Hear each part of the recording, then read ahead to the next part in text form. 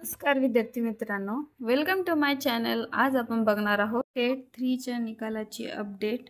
हा निकाल जुलैमध्ये लागणे अपेक्षित होते, तो लांबणीवर गेला। आज 2 महिने झाले तरी हा निकाल लागला नाही।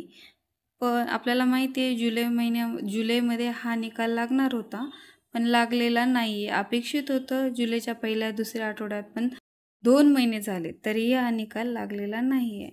तर आपले 24 मे पासून ही एक्झाम झाली होती, ते 25 जूनपर्यंत चाललेली। IBPSने सांगितलेलं आहे की हा निकाल लवकर लागेल। तर राज्य परीक्षा परिषदेचे आयुक्त अनुराधा ओक यांनी सांगितलेलं आहे की या तिसऱ्या अभियोग्यता बुद्धिमत्ता चाचणीचा निकाल हा 15 ऑगस्टच्या अगोदर तर लागेल, पण नेक्स्ट वीकमध्ये लागण्याची शक्यता आहे। त्यामुळे मित्रांनो, डॉक्युमेंट्स रेडी ठेवा। नवीन संच मान्यता जर रद्द झाली मित्रांनो, 15 मार्च 2024-25ची संच मान्यता होती, ती जर रद्द झाली तर नक्कीच 20 ते 25 हजार जागा निघतील शिक्षकांच्या। तर आपल्याला त्यासाठी तयारी करावी लागेल। तुम्हाला जर अजून माहिती पाहिजे असेल